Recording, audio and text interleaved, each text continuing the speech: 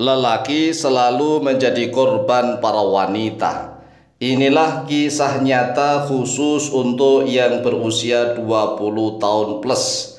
Ini adalah kisah nyata laki-laki menjadi korban para wanita. Mengapa para lelaki selalu menjadi korbannya para wanita? Karena kenyataannya bahwa apabila beredar video atau kabar masalah perempuan dan laki-laki, maka yang selalu menjadi korbannya adalah laki-laki. Para laki-lakinya akan dihujat, akan dicaci maki, akan dihukum, dan akan dipenjara. Mengapa laki-laki yang selalu disalahkan? Padahal di dalam Al-Quranul Karim, Allah Jalla Jalaluh mendudukkan sama antara laki-laki dan perempuan. Bahkan di dalam Al-Quran khusus untuk masalah perzinahan, Allah Jalla Jalaluh mendahulukan perempuan dengan redaksi ayat az-zaniyatu waz-zani, wanita yang berzina dan laki-laki yang berzina. Ini khusus masalah perzinahan, justru Allah Jalla Jalaluh mendahulukan perempuan daripada laki-laki. Sedangkan untuk masalah kebaikan, Allah Jalla Jalaluh mendahulukan para laki-laki daripada para perempuan. Misalnya ayat tentang innal muslimina wal muslimat. Sesungguhnya orang Islam laki-laki dan orang Islam perempuan. Tidak dibalik innal muslimati wal muslimin, tidak begitu. Tetapi innal muslimina wal muslimat. Innal mu'minina wal mu'minat. Tidak dibalik innal mu'minati wal mu'minin, tidak. Tetapi kalau masalah zina, mengapa Allah Jalla Jalaluh mendahulukan perempuan? Inilah yang harus kita sadari dan harus kita renungkan. Karena hukum positif yang beredar di Indonesia, yang berlaku di Indonesia, mengikuti hukum positif dari Barat. Orang-orang Barat seolah-olah menjadikan para laki-laki ini selalu jadi korban. Korban yang dihina, korban yang dicaci maki, korban yang dihukum, korban yang dipenjara. Jadi para laki-laki kalau misalnya ada perlakuan asusila begitu, mengapa laki-lakinya yang selalu dijadikan korban?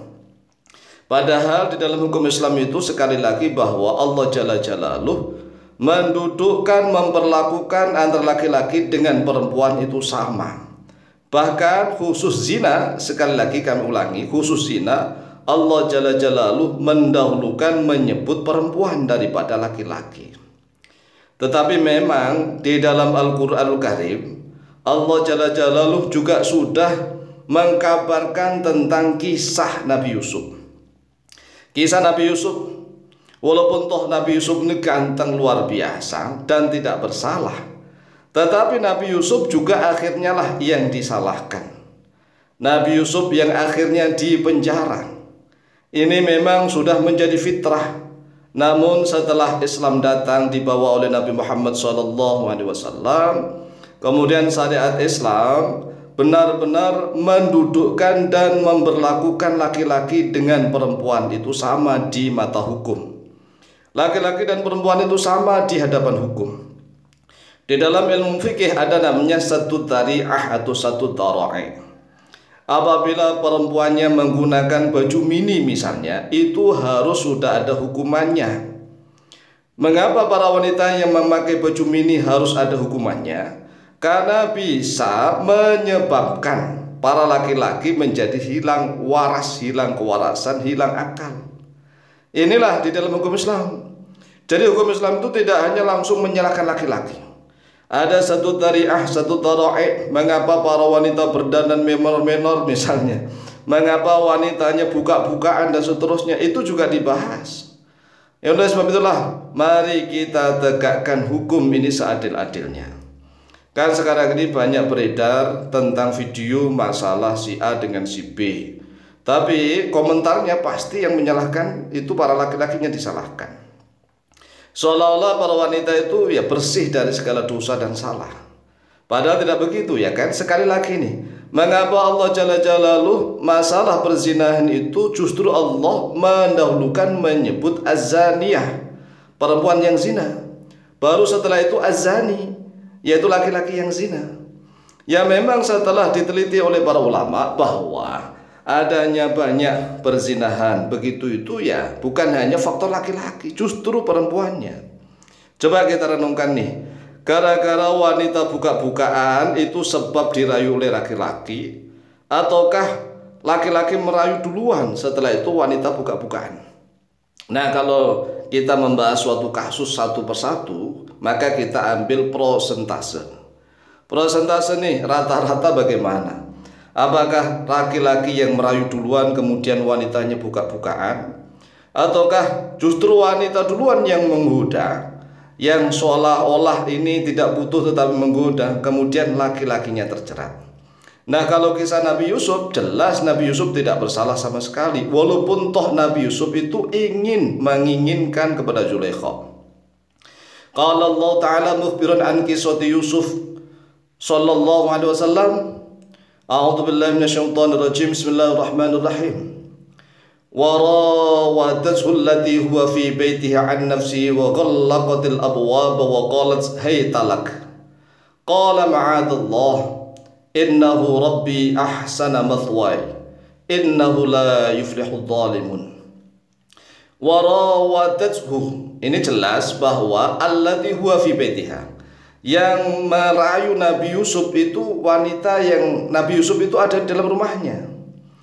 Dan wa ghallatil abwaba, wanita itu justru menutup pintu-pintu.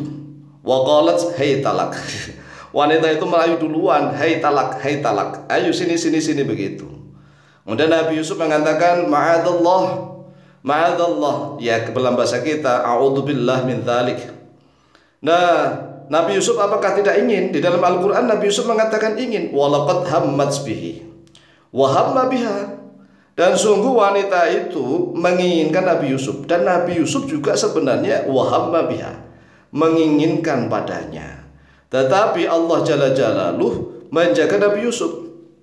Tetapi di dalam surat Yusuf yang ke-53 ayat yang ke-53, Nabi Yusuf mengatakan wa ma ubarri'u nafsi inna nafsa la'ammaratun bisu' illa ma rahima rabbi inna rabbi ghafurur rahim.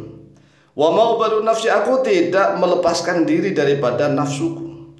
Inna nafsa la'ammaratun bisu', karena sesungguhnya nafsu itu sungguh-sungguh perintah pada keburukan. Illa ma rahima rabbi, kecuali sesuatu yang telah merahmati oleh Tuhanku. Inna rabbi ghafur rahim, sesungguhnya Tuhanku yaitu Maha Pengampun, Maha Penyayang. Inilah hukum yang tegak, harus sesuai dengan hukumnya Allah dan Rasulullah SAW di dalam masalah ini. Demikian tanggapan kami, semoga manfaat dan barokah. Lebih kurang mohon maaf. Wallahu ta'ala.